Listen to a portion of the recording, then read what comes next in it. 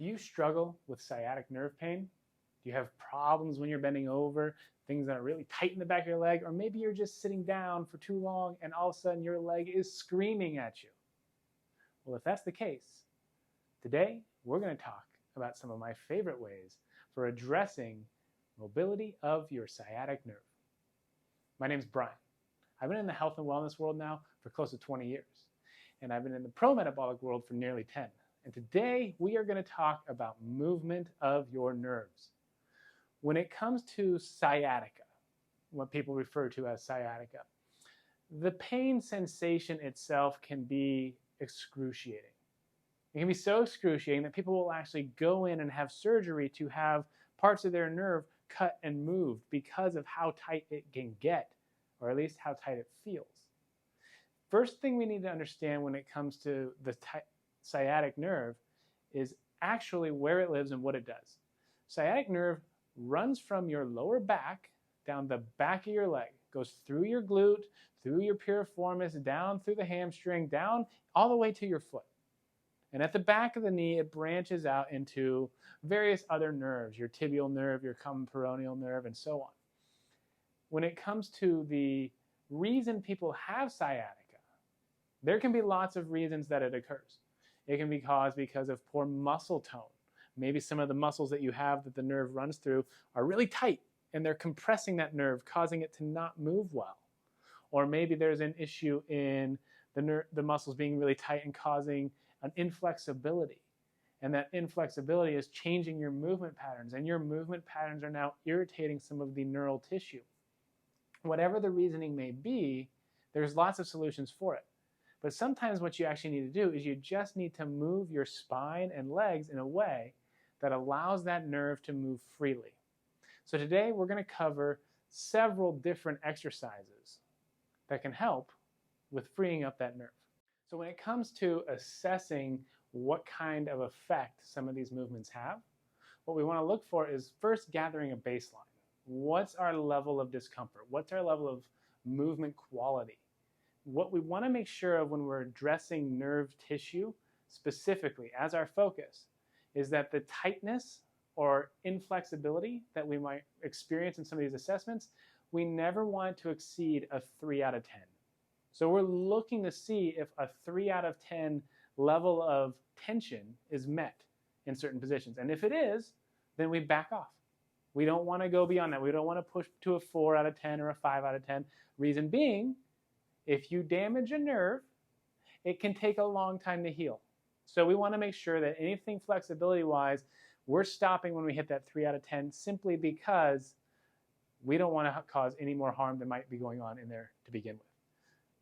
That said, let's do some assessments. First thing we're going to do, have you check your forward bend flexibility.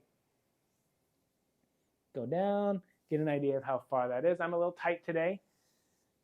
I'm going to see and do that a few times. And you're just getting a gauge of how far down you can go.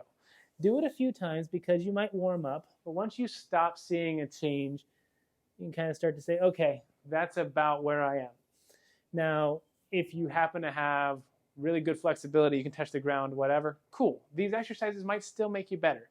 So don't discount this if you don't have sciatica. That said, now we're going to try and train something. Our goal is, we did our baseline, check a movement, and if it's a good movement for us, our baseline should improve, okay? We're going to do several iterations of this, but what we're going to do is an exercise called a windmill.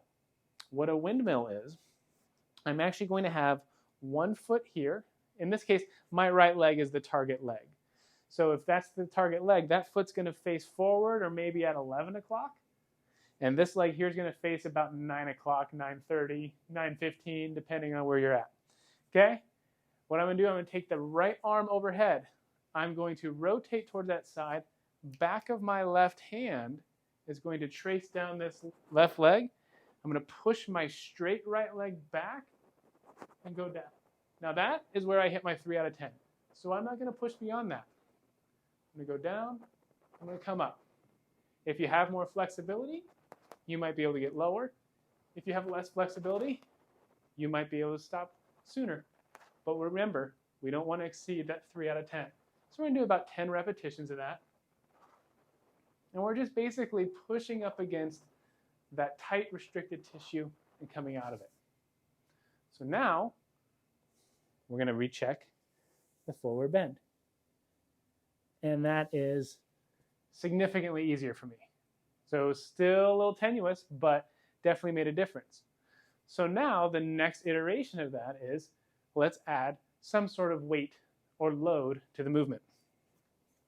In this case, we're going to use a kettlebell. Kettlebell is going to be overhead, same foot position, same movement, stopping at 3 out of 10.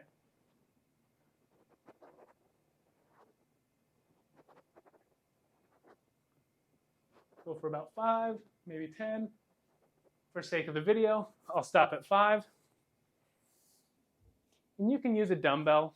You could use anything that you have that's heavy enough to go overhead safely. Recheck. And now I'm on my toes. So adding weight to that movement was an added benefit. Okay? So then there's a third variation. We did it with the weight overhead. Requires a little bit more shoulder stability. We can also add the weight below. So what this will look like, again, same foot position, right arm overhead with no weight, left arm is going to hold the weight, and actually, that's allowing me a deeper range of motion. And that's not uncommon to find that certain movements, depending on how the weight and load is distributed, your range of motion might reflect that. So now, I'm going to recheck, and I'm touching the ground.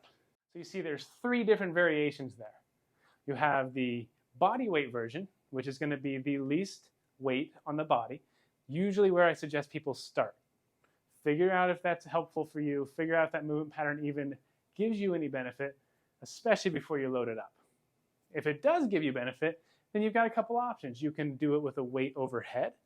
You can also then do it with a weight underhand. So you have those different variations. Each one is going to put different pressure on that sciatic nerve. Each one could give you a different level of tissue liberation that could improve your flexibility, get you out of pain, and furthermore, give your brain a better understanding of how to move your body pain-free. Hopefully you found this interesting. Share this with somebody who's struggling with sciatica. Let them know that there's hope and that there's things they can do. If you like this content, be sure to subscribe to this channel, like the video below, send it to somebody who needs to watch it, and I will see you soon. Take care.